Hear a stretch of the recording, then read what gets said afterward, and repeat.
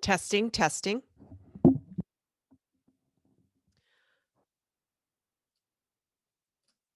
I just want to make sure that as I introduce that we are going live on Clubhouse, that's edited out. And a couple times through the recording, I will do that as well.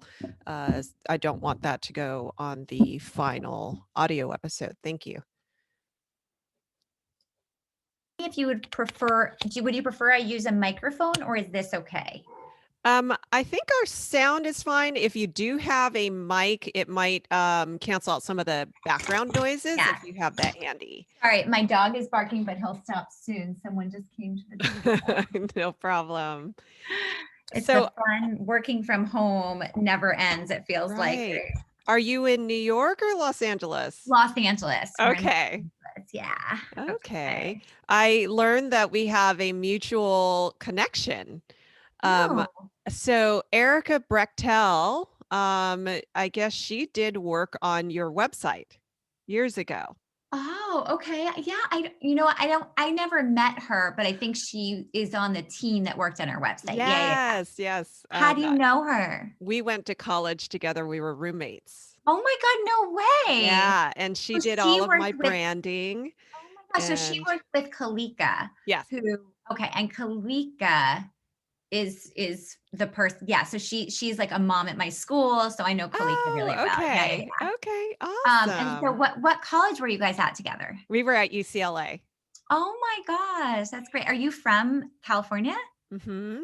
I grew up in Southern California. I'm from Hacienda Heights.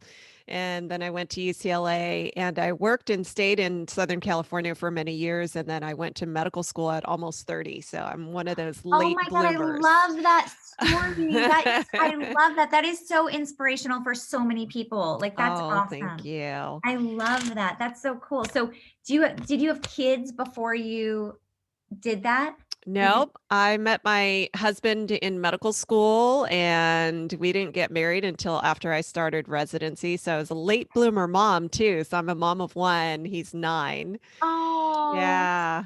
I love that. Okay, hold on. I'm trying to get my microphone and take your time. Company, because this is a constant issue on my podcast too. I don't know why I've had every kind of microphone. Now this one sometimes is not showing up. No worries. And it's not the end of the world. If that's not working, then we can just go without mic as well. Yeah, no, I think it will work. Let's see. Okay, so excuse me. I am going to, so this is the experimental part. I will carry out our podcast as I normally would, but I've been playing around a little bit with broadcasting it live on Clubhouse as a sneak peek. I don't know, how, what the attendance will be like, but I kind of just turn it on and then I don't pay attention to it until we turn on hand raising at the end. And what I did was, the first time I tried it was just turn the sound off on the phone so that you don't hear yourself and hear each other twice. So let me go ahead and I'm going to start the room. It'll definitely be, it's just sort of raw and unedited version of our podcast interview. Great. I love it. I think it's a great idea. We've been trying to figure out how to use it on our podcast too, and I haven't mastered it yet, but I'm eager to try this. Yeah. And, we'll see. Hopefully one of somebody who I know will pop in, and I've just been asking guests or audience members who I'm familiar with, hey, how did it sound? What was the interface like? So I'm going to, okay, I think I changed my microphone. Oh, that sounds good. Okay. I changed my microphone and. Okay. Does that sound better to you? It does. Okay. Awesome. Yeah. Okay, good. Great. I just pinged you into the room, and I'm going to go ahead and. Amazing. Okay. Yeah. Great. And if you would, hi, Barbara, thank you for joining us, and Kellen. I'm going to go ahead and ping some individuals into the room as well. And then we'll go ahead and get started with our recording part of this. And I'll try not to get into Clubhouse jail. Last time I tried to ping too many people, I went to Clubhouse jail. So thanks everyone for popping in here at Clubhouse. We are definitely doing something experimental. I'm recording an episode of the podcast with Samantha Ettus, and we are going to try to live broadcast this also on Clubhouse. So we're not recording on Clubhouse. I'm not violating any rules. We're recording off of Clubhouse, but we will have it live. I'm going to go ahead and turn off hand raising on Clubhouse. Oh, raised hands open to everyone. Why is it not? I'm going to make you a moderator. And normally it lets you turn off hand raising, but I don't know why it's not. Oh, I can turn it off. Oh, you can. Yeah. Okay. Oh, good. Okay. Okay. I'm not sure why I wasn't able to do it, but okay. So, to those who are listening on Clubhouse, we will carry out our interview, and then ballpark around 12:15 PST, we will turn on hand raising so we can do a little bit of Q&A. And Samantha, you're good for the hour? Yes, I'm so Okay. excited. Thank you. You have quite the Twitter following, Nancy. I'm so impressed. Oh, thank you. I kind of just, a lot of it is just random flow of thoughts on there. And so I guess some people like to follow my random flow of thoughts. I love it. That's great. Well, thank you for doing this. What I'll do beforehand, what the episode will be, I'll kind of read your an intro, and I'll just pull from your bio, and then we'll kind of launch back in. I usually will write a couple of questions that I want to ask you, but I like tangents. I don't mind if we go off on tangents. I would love to have it feel like we're at a cocktail party. Remember when those used to happen? And we run into each other and we realize that we both are in male dominated fields and we're kind of getting to know each other. So we like to keep it fresh that way. All true stories. Yes, absolutely. All right. So I'm already recording. So I'm going to go ahead and pause for a second and then we will launch right in. Hello, Samantha. Thank you so much for being on the 6%. I'm so happy to have you here. Oh, it's my pleasure. Thank you so much for thinking of me for this. We connected on Clubhouse, and have to say that I have come across so many women on Clubhouse where I'm like, oh my gosh, I have to have her on my podcast, and you were one of them. Oh, thank you. I know Clubhouse is an amazing way of connecting, and I've made so many great relationships through there. That's fantastic. So, I always like to start out by going way back and talking to the women on my podcast about their origin story. And as you know, we talk to women in male dominated fields. And so it's always interesting to kind of take a peek behind the curtain and see how and why you arrived at your career and who was really influential in getting you there. So tell me about what it was like being Samantha Ettus growing up and who were your influences? Well, I was a competitive athlete growing up, and that definitely informed most of my childhood. I played tennis every single day from when I was 9 to, through college. So, um, I didn't really have a typical childhood. My childhood was a lot more like the stage kids you read about. I never had time to go to parties or hang out after school. I was always focused on either my sport or my academics, and then at night I would talk to my, tight group of friends on the phone in high school. And so that was kind of my life. I think because of that, I had a very specific way of organizing my life. And um, I mean, ironically, that's what led to my last book was that I have this very specific way of thinking about work-life management that I've used throughout my life. And it makes it so that you can do a lot of things and do a lot of things without a lot of guilt involved. Then I would say in terms of the influence on my life, my mom was a huge feminist and my parents definitely had a very egalitarian relationship. Which made it so that there was no way I wouldn't enter into one as an adult. And I do think that's a huge part of women reaching their potential is being paired and partnered with someone who also believes in their dreams and is, willing to support them 100%, both at home and at work. And I think that's really critical. Um, I think that my mom, there was a specific incident where when I was 11 years old, she pointed out a woman who I'd known my whole life in our building in New York City. And she said to me, Mrs. Riles hates her husband, but she has no money of her own, so she can never leave him. Never be like Wow. Mrs. Riles. Yeah. That So had to have made a huge impact on you. it did. I mean, listen, it first, when I was in the very, critical of my own parents phase, I think I thought, oh my gosh, what a crass way to deliver a message. But now I think it actually was a gift because it made me understand from early on the importance of financial independence. Mhm. And I think I've always encouraged everyone in my orbit to focus on that. And that's definitely the genesis of how I started my company today, Park Place Payments.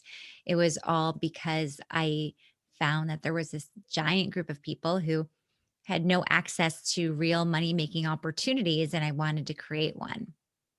And I was just going to ask you about Park Place payments. I would love to know how your education going through college and MBA and everything beyond that, and how that led to culminating in founding Park Place Payments. So I was on a book tour for my last book and met so many people who left the workforce, wanted to return, and found no opportunities. And a lot of them had ended up selling makeup and skincare and essential oils to their friends Mhm. and not even making martini money. And so I dug into it. I was actually in a keynote at one of the top companies in that industry that you will know, but I won't say it here. But I was a keynote at their conference, and there were like 14,000 incredible women who had attended the conference. And I learned that 98% of them lose money, they don't even break even. And I thought, okay, what's going on here? I mean, I understand that these people want to do something outside of their home and they want to go on a business trip and they want to have community, but at what cost? And why aren't they making money while they're doing it? About, I guess it was 10 or 12 years ago, I do, as you know, I do a lot of speaking, and I was at a Mhm. conference it was kind of like a boondoggle conference for the top sales organizations in the credit card processing industry, which was an industry I knew very little about.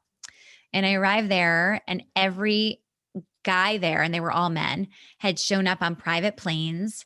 And I said, "Where are the women? Where are the people of color?" And they laughed at me and they said, "There are none in this industry."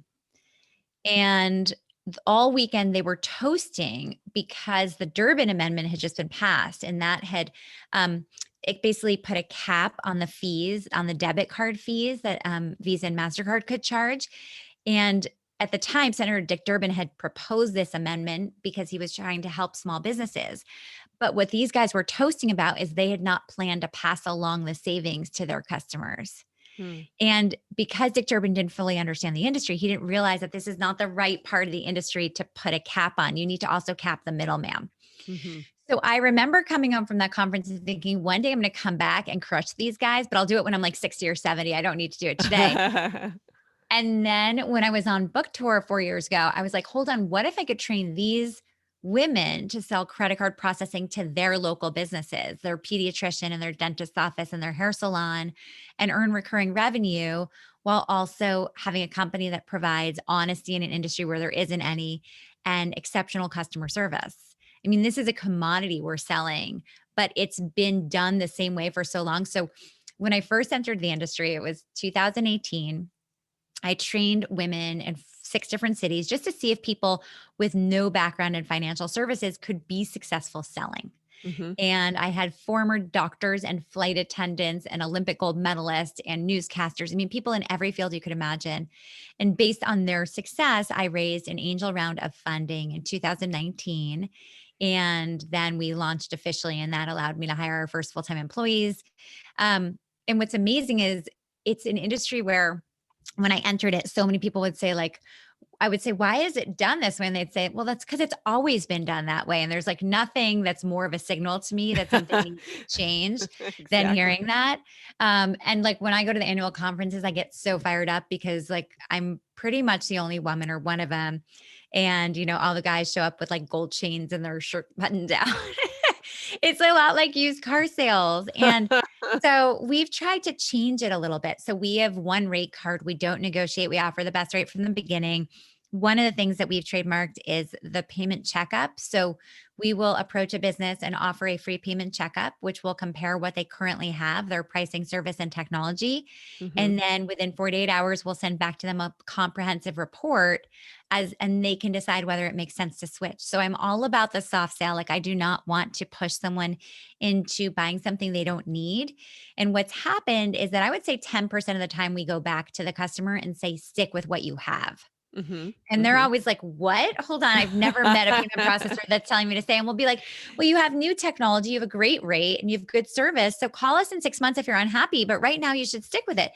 And people are always like, "Why are you doing that?" And I say, "Well, there's no point in getting a payment checkup if 100% of the time I'm going to tell you to switch because that would be dishonest, right?" Yeah. So we don't Yeah. ever want to sell someone something they don't need. Right. And in fact, today there's a dentist in Colorado that we just went back to and said like you definitely have a great setup, don't switch. And it's always fun because the people are like shocked, but that's just how we do business. And I think it's so important to help small businesses but also realize that there's this like double component, which is that there's a social good component to what we're doing, which is our entire sales force is comprised of either women or people who've been victims of ageism or racism or something that was holding them back.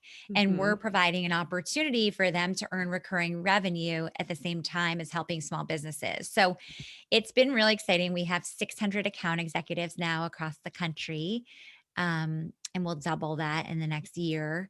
And now I'm just finishing our seed round and we're growing really fast. So it's been really exciting. But again, as you know, like being in any male dominated industry, you have a story every day, right? Of what you're up against or what you experience. Tell me some of these stories. For example, did anyone tell you you were crazy or that you couldn't do it and that this is just thinking outside of the box a little too much? What were some of those things said to you as you were getting ready to launch this company?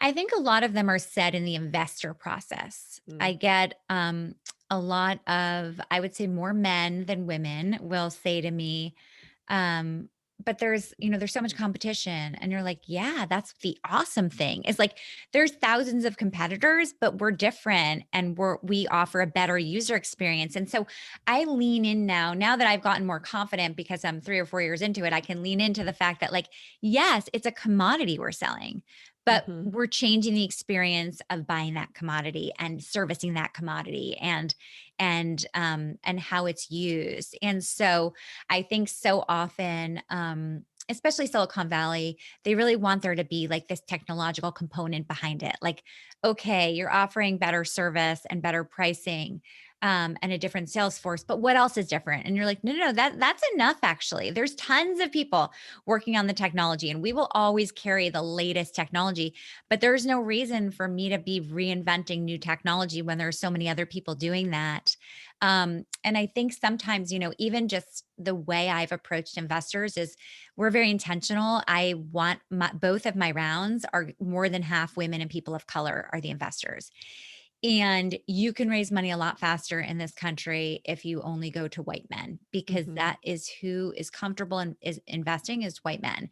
And one of my passions is to get more women comfortable investing, because there's so much depth on the bench now in terms of women in power positions, and now we need to have depth on the bench in terms of women as investors. Absolutely. And obviously, this is definitely not the first company that you have launched. You launched a media management company right out of school. Is that correct?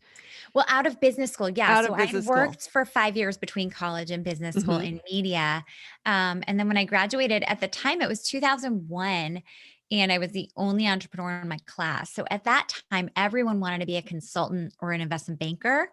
Mhm. And I launched a personal branding agency, which in 2001, nobody knew what a personal brand was. Whereas today, everyone's like, oh, I'm a little bit like Starbucks and a little bit like Southwest Airlines or whatever. Then everyone thought I was crazy. Um, but it's definitely helped me in everything I've done. I think it's so funny now because on Clubhouse, that's like the top topic is personal branding. And I'm like, oh, I can speak to that. Like You're I kind of OG. knew that. Yeah, exactly. Totally. So you're, as you mentioned, you're an author. You're an author of now 5 books, and the most recent one was The Pie Life, a guilt-free recipe for success and satisfaction. I would love to know what your definition of success is, and how are women redefining that today? Well, I think success is enjoying your life and feeling fulfilled. And I would love to center the conversation that everyone has about their kids or about their own lives away from happiness and more towards fulfillment. Mhm. No one's happy all the time, but you can live a fulfilling life. And I think that a lot of people, especially women, deprive themselves of certain areas of their life because they think that's necessary to thrive in other areas. And it leads to a lot of unfulfillment. And so I think Mhm. it's so important that we allow ourselves to live in 7 different slices of our life. And those areas are our health, our friends, and in no specific order, our friends, our health, our relationship or our quest to find one, our family, our hobbies, our community, and our careers. And it doesn't mean they all have equal weight in your life. You're not spending as much time on your friends as you are on your family necessarily. But it's more about the fact that once you acknowledge all of these areas of your life and acknowledge the importance of them, then you can start putting goals on each of them and then they start existing. So, even if something's a sliver today, just acknowledging that it exists. And maybe it's that you don't feel like you have fulfilling friendships in your life and you want to start a book club, or you want to spend more time dating, or you want to spend time having date night with your spouse, or you want to spend more time, focusing on your fitness goals, whatever it is, it's really important to allow ourselves to play in all those slices. And I think one of the things that holds people back, especially women, is guilt. Mhm. And it's a predator for so many women. We do so many things out of guilt, and nobody wins when we're feeling guilty. If you are at work and you are operating on a patient Mhm. and you're sitting there thinking about your kid's play that you're missing, no Mhm. one's benefiting. You're not doing Right. 100% at your job and your child's not benefiting.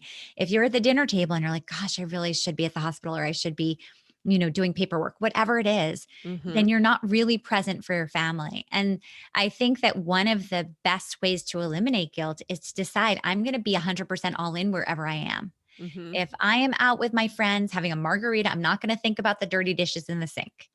I am just going to be present. And when you're present wherever you are, it's hard to feel guilty because you are doing your best at that moment at being where you are. And even with kids, you have a 9-year-old, when you are spending time with your child and you're just devoting an hour to totally listening to him and really Mhm. focusing on what he's saying. You have a son, correct? I have a son. Okay. You're focusing on him and you're really making him feel seen and heard. That's worth 10 hours of distracted parenting. Like that's what Absolutely. most kids aren't getting, right? So I think so often it's just about being the best of ourselves wherever we are. And it makes for a more enjoyable life. Like there was no guidebook that said you're supposed to survive and life is supposed to be so hard. And I think that's the story we see all over the place. And it's so much more important to have a fulfilling, fun life. Like you are supposed to enjoy your life. And the little people in your life are also watching that life. And they're not going to grow up to enjoy their life if they don't see you enjoying yours. It's so important for us to model that for our kids, just our approach to life and how to deal with time pressures and multiple obligations. And I think that they really start watching and observing from such a young age. And, as an author and a professional speaker, obviously you are recognized as an expert in this area. And I think a lot of times what some people don't realize is that we are experts in various areas because we've lived these things, right? And we have come across these issues and guilt and dealing with guilt and managing it. Can you share one of your personal experiences where you felt like guilt was consuming you over something, and how did you turn that around? Sure. Should I focus on yesterday? Or Yesterday's yeah. fine. No. One of my stories that I'll share is I was on my book tour for the Pie Life, which is all about work life management. And I woke up one morning and I was supposed to be in Minneapolis that day, in Minnesota, and one of my daughters woke up with 103 fever, and I Oh felt boy. so badly, but I really had to be at this speaking engagement, and all these TV stations were expecting me. So, I talked to my husband, we got her settled, and I knew she was going to be okay. And I decided, okay, I'm just going to get on that plane. And as soon as I get on the plane, I am going to be all in, because my family benefits more when I am doing my best on this book tour and then coming Mhm. home and being with them.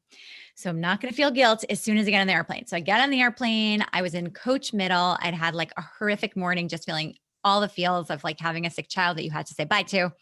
And I get on the airplane, and we're like an hour into the flight, and my phone starts ringing, and I'd never heard a phone ring on an airplane before. And I looked down, and it was my child's school. So I pick up, and it was my it was not just my child's school, but it was my child, one of the children who were healthy. And they said, "Mommy, you forgot to order us lunch. It's November 1st." And it Oh, was my no. older daughter, Ella. And she said, "And if you forgot to order me lunch, you forgot to order Bowen, who's her kindergarten brother's lunch too." So Oh. then the teacher gets on the phone, and I am like, "I am on an airplane. I am so sorry. Can't do anything about this right now." And they said, "Okay, don't worry. We'll feed your children Cheez-Its." Oh, And I thought, okay, no. I'm in the air, right? And I now have two starving children and one sick child at home. And I'm going to give a talk on work life balance. Like, talk about imposter syndrome. Like, this is the Oh, worst. boy. So now I always say to people, like, is it a Cheez It moment? Because if it is, you can feel guilty. But if it's not a Cheez It moment, do not feel guilty. And you know what? Cheez-Its have carbs, they have, dairy, there's plenty of protein in there, they're And you know and what? they're fine, right? Nancy, they do not remember this incident. Like, it is Yeah. etched in my memory, and none of them remember it. So, Yeah, yeah, yeah. that's so true. You mentioned fulfillment, and I think sometimes fulfillment, like you said, it isn't always just all happy all the time. It includes ups and downs. What's your advice for when we go through those cycles where we're in a down or we get a disappointment? And how do we stay on track for staying fulfilled even when we meet those ebbs and flows that are inevitable? Well, this is such an excellent question. I think that one of my philosophies that really helps is seeing everything as moments. So Mhm. there's no bad days, there's no bad weeks, there's no bad years. Like, one of the things that made me so upset at the turn of the year was everyone's like, "Oh, good riddance 2020." But you know what? The beginning of 2021 was like brutal as well, right? That was like the Yeah. insurgents, and like there were so many Mhm. things that happened in the beginning of the year that were terrifying. And I think that when you demonize a year or a week or a month, it's a very dangerous place to live. My mother passed away the same year my book came out, my last book. Oh. Okay. Should I have said, "Oh, thank God the year is over"? There were a lot of good things that happened in my family that year too. And I think life is short, and you never want to demonize a year. I remember Mhm. when my kids were little, we would go to birthday parties, and there would always be that parent who, if their kid had a meltdown, they would say, "Johnny's having a bad day and we're leaving." And it would be 11 in the morning. And you thought, you know what? Johnny'd probably be fine in a minute. Like, It's give true. Johnny a minute. And I think that we're all like that, right? Like, imagine you Right. get in a bad mood, which happens to all of us. You get in a bad mood, and your partner says, "You know what? Nancy's having a bad day. We're going to leave dinner and we'll come back when she's feeling better." How much more angry would you be? You make my And day worse. I know exactly. And so I think that it's so important to see this as moments. Even on our Yeah. best days, there are bad moments. There is no Yeah. perfect day. You'll get a call and it's great news and then you'll hang up and then you'll bang your knee. I mean, this is just what life is about. It's a Yep. series of moments. I do think, of course, that you have to allow yourself to have some days when you're just not feeling great. Mhm. So on those days, maybe those, if you're in sales, those are not the days to cold call. If you're in surgery, maybe those aren't the days to operate if you can avoid it.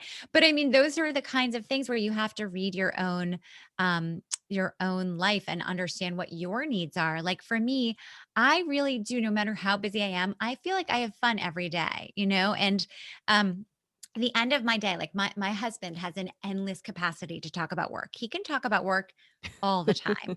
I cannot. So he will literally be like, it'll be 10:30 at night. We're about to watch TV and he'll be like, "Oh my gosh, did I tell you?" And I'm like, "No, no, no, no. I can't discuss anything real after 10 o'clock at night. I turn into a pumpkin. I am exhausted." And I'm like that with my kids too. Like after 9 o'clock, when they want to like hang out and talk, I'm like, I can like watch TV with you, but I am dysfunctional. I am exhausted. I'm not my best self right now. And I think just knowing yourself and knowing like I'm a morning person, that's when I'm my best. Like you have to also be in tune with what works for you and be okay with that and wear it Mhm. with pride rather than trying to hide something about yourself like I'm not a morning person or I'm not a nighttime person. Right. And I think as an extension of what we were just talking about, I think a lot about how this past year, a lot of people look back and just say, this has been a really hard year with the pandemic and social distancing and what has happened to the economy and different businesses as a result of it. But, I did it. I also did a talk recently about just resilience in the midst, pre, mid, and post pandemic. And one of the things that I think a lot about are the silver linings. And just as you say, there are moments, and we cannot characterize the entire year as simply bad. And that sometimes when we encounter struggle, we encounter adversity is when the most innovation and the most creativity and a lot of grace comes out of it actually. And so, what do you think over the last year was your silver lining during a tough year? I think the fact that I've spent so much time with my kids and they've spent so much time together, I've seen their relationships grow so much during this time. We were able to have dinner almost, I guess, every single night. I don't think we've missed a dinner together in like 7 months, which I guess it's almost over a year now. But Yeah. we used to have a very busy life. I would travel even just a few days a month, but I would still be traveling a few days a month, or I would be, out to dinner a couple nights a week. And now we're just all together all the time. And I feel like that's been a blessing. I also, I'm an off the charts extrovert, but I do kind of like the fact that this has made it so like I realize I don't need to always be out and about. Like I kind of have made my world a little smaller and I kind of like being a homebody sometimes. And maybe we're just all super adaptable and I've just adjusted really fast. But I do think that one of the things it's done is it's kind of reconnected me to some of my old friends because you realize that if you're going to be Zooming with someone, you don't have to Zoom with someone in your neighborhood. Yeah, You could Zoom with your college roommate. You could Zoom with, right. your old friends. And so I've been doing a lot of that, and that's been very, very fun. Because those barriers are now gone. You know, Exactly. I'll share a funny aside with you. I realized also when we social distance and everything shut down that I'm an extrovert too. And I commented to my husband that, and he was like, "You're just now realizing this?" And I was like, yeah, I mean, I realized that I really crave being around people and I haven't been able to, but and I think it's just a matter of getting creative to scratch that itch as we mentioned earlier, Clubhouse has been really cool for that because I'm like, "Oh, it's like I get to meet new people again." I know. Isn't that amazing? I mean, I'm so into it, but it's so funny because I got on Clubhouse last July. And so that was when there were only 2,000 people there. But Oh, the wow. conversations, there were no subjects. And I was like, I'm a busy like mom who owns a company. I don't have time to like sit here talking about nothing with these people. So I basically left Clubhouse for like 8 months and came back, and it was like a giant world. And I was like, oh no. And now everyone I started with has like these giant followings on Clubhouse because they've been with it for all this time. And it was like leaving an empty room and coming back. And like, there's like, you're like, The party's elbow gotten to elbow. started. Yeah. Exactly. So it's been really funny to experience it. But I mean, I've had such great experiences from Clubhouse, from meeting you to meeting investors and just making new friends. And it's just been really interesting. I feel like it's been so fun. I used to host a radio show, and it was a call-in radio show where people would call me with their Mhm. problems every week, and I would have, 15 minutes to solve them. And this Clubhouse is basically like I can basically be solving problems all day long. Like, okay, throw me another one. Like, so I think that is so much fun. And but it's interesting because our podcast, Amy Nelson and I launched a podcast Yes. last September, and when we signed our deal with iHeart, thought we would be in studio doing all of our recordings. And that was kind of what we signed up for. Right. So we've had to like scramble to figure out our producers, and there's a lot of moving parts because she's somewhere else, I'm somewhere else, and we have our guests somewhere else. So there's just a lot of logistics suddenly in producing our podcast that we didn't anticipate. Um, and that's definitely been one of the pandemic challenges, I would say. I'm glad you bring that up because, as a fellow podcaster, and I'll mention that your podcast is called What's Her Story with Sam and Amy. Is that correct? That's right. Yeah.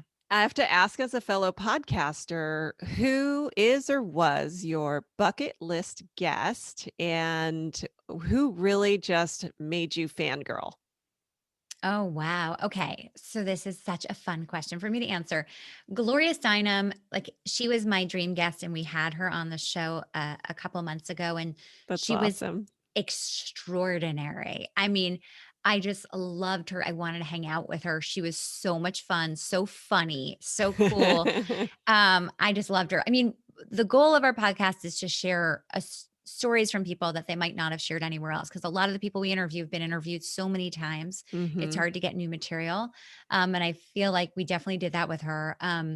With Abby Wambach and Glennon Doyle we had them on together, and they shared their love story of how they met. And it was hilariously funny because it was both of them telling it, and it was really, really fun. Someone I met actually, because we're both on a board together, who I am literally a huge fangirl of and love, is Vernice Flygirl Armor. She's like the first Black female combat pilot in Wow. America, and she's awesome, and I love her. So she's another one. I don't know. I mean, there's so many. It's like, choosing between your children. Like there's so Right. many I could gush over.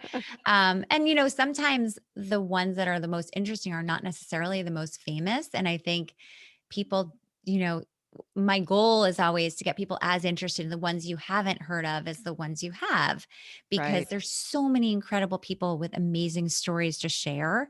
And I think that's probably what you enjoy about your podcast too, is you're sharing Exactly. stories. Yeah. Yeah, absolutely. So I would love to ask you about some of your own personal experience, switching gears a little bit. As a woman in a male dominated industry, we all have stories, right? We have stories all the time of having encounters in which we've experienced sexism and bias. I'm really impressed within the orthopedic community. There's a new movement called Speak Up Ortho, in which there are anonymous stories being shared of women Mm. who have gone through as students or through training and have experienced harassment and bias. And I'm curious about your experiences along your path, and if you've had any that really stuck out in your mind. And second part to the question is more globally, how do you think we tackle this? In addition to sharing the shocking stories and the stories that really make you sick to your stomach, but how do you actually affect change in industries that are male dominated? Well, I have so much to say on this. Thank you for asking. I think number one is I sometimes personally feel like the Lone Ranger in terms of the one woman that speaks up. And I think that the more women who speak up, the better it is for everyone. Every time you speak up about anything, microaggression or large, it helps everyone. And I think so often, especially, women who are our age, like they end up, we've been trained for so long, like don't show too much of your personal life at work. I think the Mhm. new generation, thank God, is not like that. And they've grown up in a totally different world. But we grew up under such strict boundaries, but that doesn't mean that you shouldn't speak up. It still means, and by the way, I'm maybe because of when I grew up, I'm an advocate of like being super professional at work, et cetera. But I still think that you need to speak up when you see something wrong. So, for example, I get invited to things all the time where, oh, we'd love to have you join us at this conference. Even though you're not speaking, we'd love to have you as our special guest. Okay, well, I've looked at the conference flyer and it's all men speaking. So why would I feel comfortable attending? I literally will say that. That's If awesome. if I see a male panel, I will tweet about it and be like, "Is anyone else see something missing here?" Yeah. Like, I think everyone needs to speak up. I think every man needs to speak up. Every woman needs to speak up. I think everyone needs to speak up. Are you on a board that's all white people? Well, speak up. Are you on a Yeah. board that's all men? Speak up. Say you won't join it until someone is joining it first. I think that it requires everyone to get on board and use their voice. That's one thing. The other thing is part of why I wrote my book is because I wanted to provide a positive framework for how women can manage their personal and professional lives so that they never feel like they have to make a decision between them. Mhm. And the more people that stay in the workforce, the better it is for everyone. If all of the women who had become doctors had stayed in your profession, it would be better for you today. That's just how it is. And so the more of us there are there, the more of us are making policy decisions, the more of us that are making hiring decisions, promotion decisions.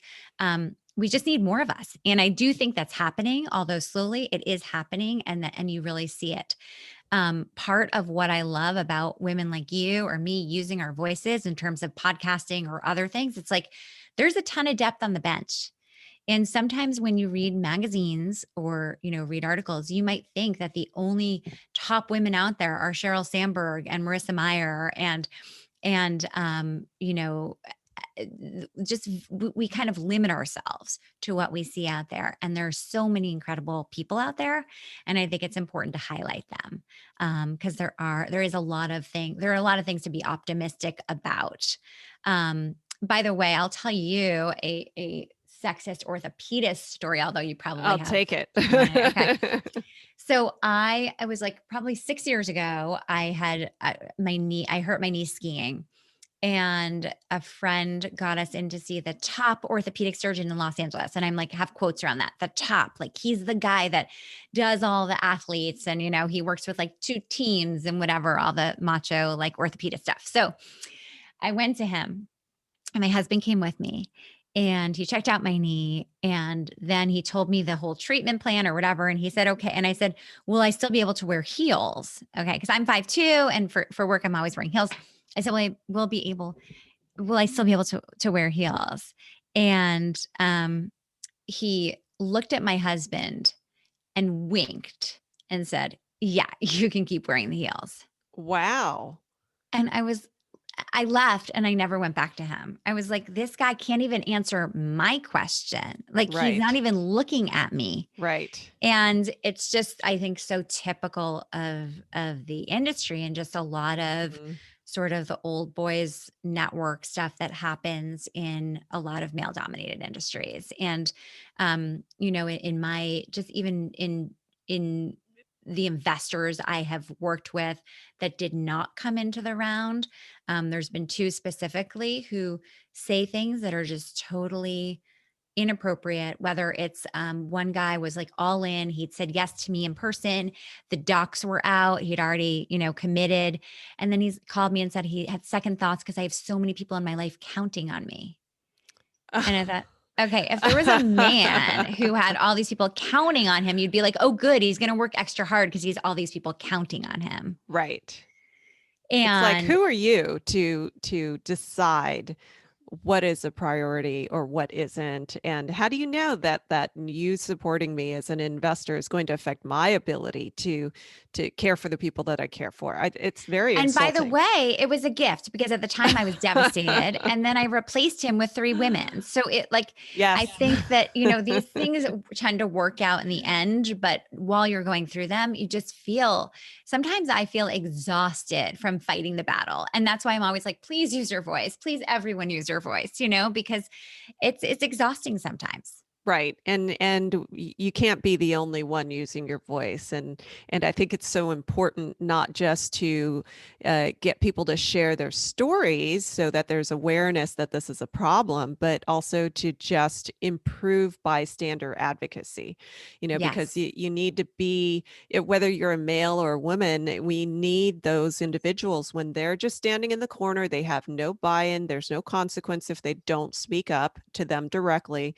We need to get more people to actually just say, "Hey, that's not right," And I think about it this way, like, how do we get it so that all of this bad behavior, the bias, the harassment becomes as unacceptable as picking your nose in public, right? Everyone else is going to look at you with disgust. I And so love we it. got to get it to that point. So Yeah. people just say, "Ooh, why would you ever say something like that? Don't ever do it again, or you're not welcome here with your nose picking," you know? Well, if you spend any time around, my daughters and my son, I would say that my husband feels like he lives in a home like that, where if he says something that I don't even think is, like he's constantly accused of mansplaining. I mean, my kids don't let up on the guy. Like they literally will be like, "Well, of course you would think that, Dad." And he's like, "What?" But like, and my kids are the most woke people in the whole world, and they're constantly telling us all the things we're doing wrong. And it's so it gives me hope that there's Yes. this whole new generation of people that are just have zero tolerance for it. I love it. And I'll share one quick story here about my son. One time he asked me, and I think he was probably 6 or 7 at the time, and he's like, "Mommy, guys can be doctors too, right?" And I was like, "Yes, your dad's a doctor." So yes. I love Yes, that. men and women can be doctors. And I just in my mind, I was like, "Oh, parenting win. That was a Oh my God, parenting the win." hugest win ever. I love that. It's the best. I mean, that's such a gift, by the way, to his future family, to everyone. I mean, that's so cool. Yeah. I would love to ask you, I always ask my guests this question as we're wrapping up. I'd love to ask you if you had one piece of advice to a woman who wants to either follow in your footsteps or just pursue a career in a male-dominated field, what would that be? It definitely would be to see yourself as a human rather than as a gender. And this is a lesson I've had to learn the hard way. Honestly, just the other day, I realized that in my Clubhouse bio, I'd written female founder. How ridiculous is that? I'm a founder. Your founder. And it's like, and I think sometimes we absorb the messages we get and we forget how embedded they are in us. But I would say the number one thing is like people tend to think of you the way you think of yourself. So much of it has to do with self-confidence and believing in yourself. I once was asked, like, what are all the famous people you've interviewed? What do they have in common? The one thing that almost all of them have in common is that they had parents who made them believe they could be anything they set their mind to. So if you weren't fortunate enough to grow up with parents who made you feel that way, then go find a tribe of people who make you feel that way because it's Absolutely. very hard to ascend if you don't have a crowd around you who are true cheerleaders and really rooting for your successes. And then my final thing, I know this is not one point, you asked me for one, but That's okay. my I'll take my them final all. thing is to just choose your partner wisely and have Yeah. high expectations for your relationship. I've never seen any woman reach her full potential who isn't either single or has a partner who fully supports her dreams. And that's really critical. I love it. Those are really good pieces of advice. Well, I thank you so much for being on this podcast today. I know our listeners are just going to love it. Thank you, Nancy. Thank you so much. And I'm so happy that we met and I look forward to learning more about you. Thank you. So we're going to conclude the recorded part of the podcast, and it looks like we still have about 11 minutes left. Thank you to everyone in the clubhouse room who have been patiently waiting. I'm going to go ahead and take my headphones off so that I can actually hear my phone. Okay. And we will, let me see if I can turn on hand raising now. I Open turned to, it on. I there turned we it on. go. Okay, Yeah, I'm going there to we take go. my headphones off. And let me turn on the sound. And I see we have a couple of people here in the room. Hand raising is open. If you would like to raise your hand and ask either myself or Sam a question. And is it okay that I called you Sam? I know that. Oh, please call me Sam. We are old friends now. If you can always call me Sam. Good, good. All right. If anyone And has any Nancy, questions, where are hand you raising is open. based? Nancy, where are you I'm based? based in Portland, Oregon. Oh, that's awesome. Okay, do you know my friend Jamie Beckerman? I know the name. Okay, can I introduce you guys? He's a heart doctor. He's a cardiologist. We have been in mutual meetings, Oh, that's and so that is funny. so Okay, that's funny. How wild. are you connected? We went to college together, and he's Oh, that's awesome. wonderful. He's really Yeah. terrific. I think you'd really like him. Yeah, he's I awesome. think my husband actually knows him a little bit better because they practice on the same part of town. So, Oh, that's so funny. yeah. Well, I would love to extend the ability to ask questions to anyone who is here in the room, but if I don't see any hands raised, then we may wrap things up. Thanks to everyone who is here in the room.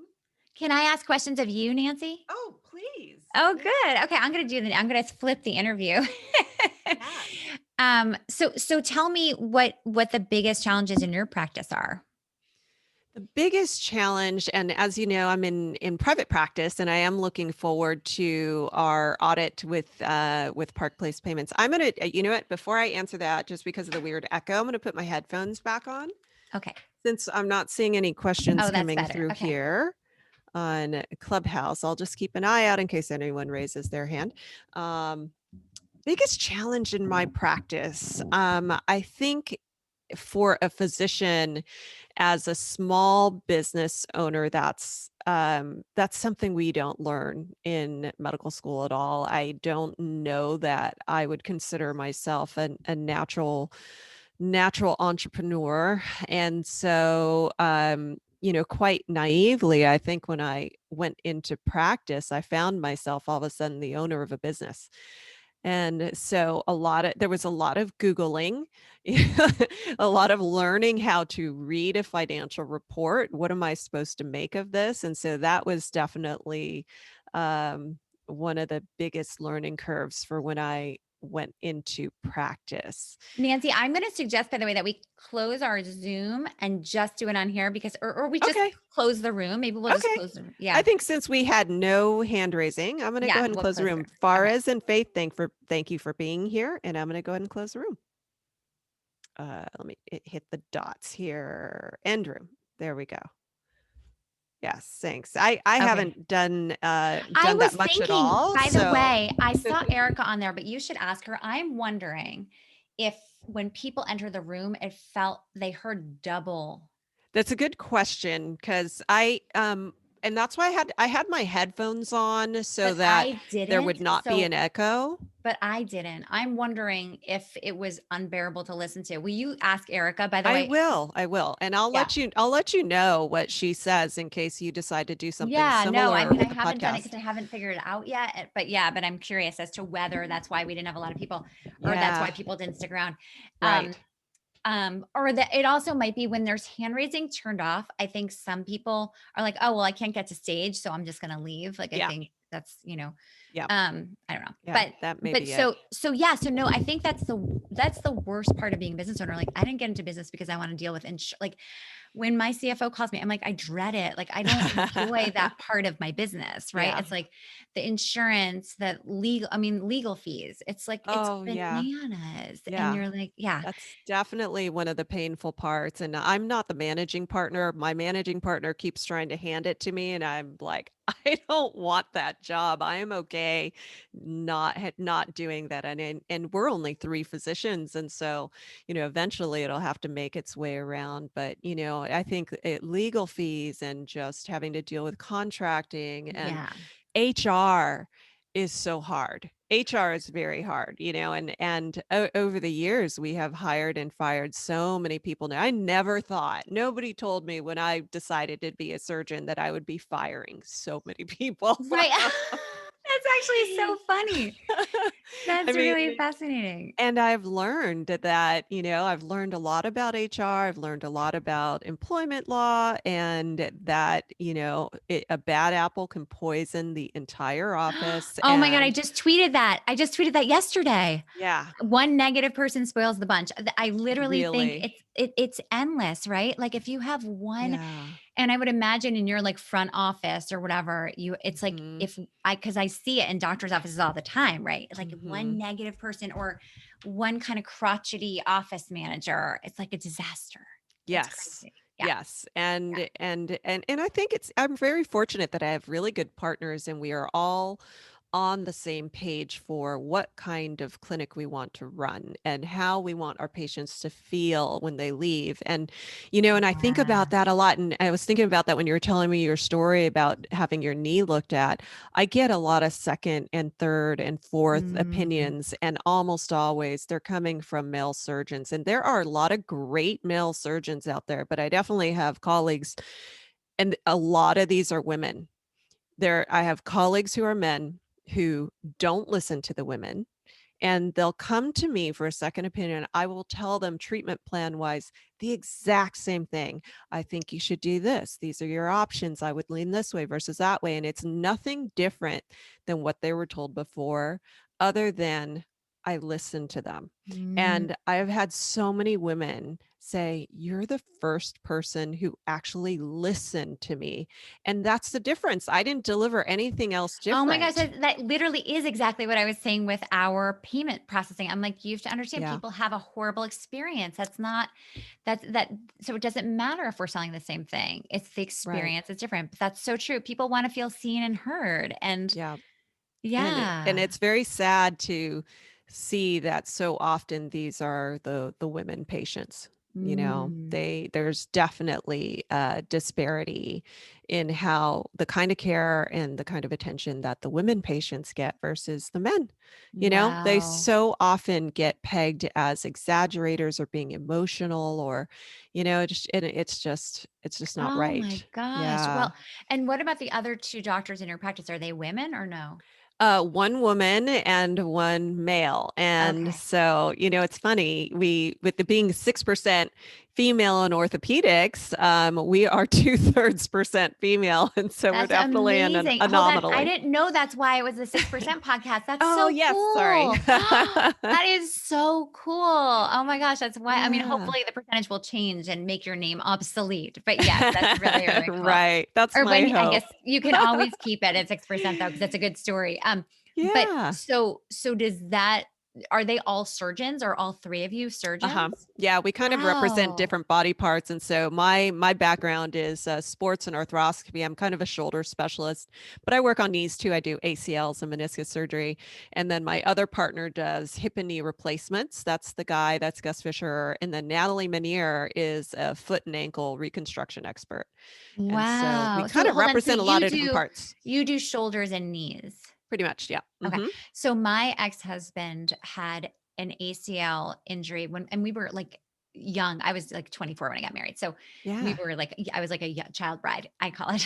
Anyway, so he was 25 and when this happened and he tore his ACL and it got infected at the hospital for special surgery. Oh, oh And it wow. was you must know this doctor, Dr. Russ Warren. Have you heard of him? He's like I've heard super of them. famous. Okay. Hmm. He had done the surgery and he then went to Martha's Vineyard for like 5 weeks and my Oh. ex-husband was in the hospital with a staph infection and like really really bad shape and he never called once Russ Warren Oh, and it oh, was awful. Anyway, he had to have a second surgery and he had a home nurse 24 hours a day for 6 months. I mean, it was like the worst case scenario oh my and he was God. only 25. But he actually I was in charge of the bills and stuff, but I got the entire thing waived because they were so afraid that he was going to Yeah. sue them. But that just Yeah. shows you like how bad it was. But it was all Russ Warren. He was so macho and I never Yeah. liked him and he didn't listen to anything. And it was just, but that's, I think, so indicative of the industry. Where did you go to medical And school? so I went to Drexel Oh, okay. In for Pennsylvania. yeah, I went to Drexel for med school. Undergrad was UCLA, and Yeah. then I went to Virginia Commonwealth in Richmond, Virginia before I moved back west. I was like, I've Oh, got to get back west. wow. It was a good experience doing the whole East Coast thing, but and living in Virginia was interesting too. And we bought our first house there, so it was all good. But we really just wanted to be in the same time zone at least as our families. Right. So Right. Oh, that's so Portland spoke nice. to us, so we Yeah, I love it love here. Portland. Oh my god, it's such a great city. I've been there on my book tour a few times and I love it. Yeah, it's awesome. That is All amazing. right, well, it was so Yeah. nice to meet you. I'm sorry to take so much of your time, Not at but it was all, really not fun. at all. This was Yeah. super fun. I record way ahead of time, and so I will let you know when this episode will be coming out. It probably will be like 2 or 3 months out, but I'll share some social sharing images with you for the Okay, episode, perfect. and I will look forward to seeing you on Clubhouse. I know, me too. Thank you. And by the way, I run a room every Monday Uh-huh. from 12 to 1:30 Pacific. Great. So if you ever want to be like an expert in the room and help answer questions with me as a mod on stage, I let me would be know. happy to. Okay, so Yeah. let me know. Are you free this Monday or you want to do it another Let me Monday? see. I have OR every other Monday. Oh, you know what? I forgot. This Monday's spring break. I'm going to be on the Oh, mountain. nice. So I'm actually snowboarding, but also taking duty. I take call on the mountain for the mountain clinic. So it's awesome. Oh, that's awesome. Which mountain is it? It's Mount Hood Meadows. Uh-huh. That's so Yeah. cool. Yeah. Let me see. I am doing that the next Well, anyway, let me know the next three Monday. It's Mondays. literally But every yeah. Monday. So you'll just text Okay. me or, email me and let me know. That would be I will do awesome. that. Yeah. I'll look at Um, my calendar. and then in terms of your payment checkup, I was thinking Yeah. we have an account executive who's actually a practicing anesthesiologist and she does Oh, it as a cool. side hustle. Oh but my but gosh. she's amazing and I just think you'd really like her. She's awesome. And I think I'm just going to connect you two and then Please. at your convenience she can work on it with you. Yeah, Yes, yes. Please have her email me. I will. Okay. Awesome. Thanks Awesome. so much, Have a Nancy. wonderful Okay. day. Take Bye. care. Bye bye.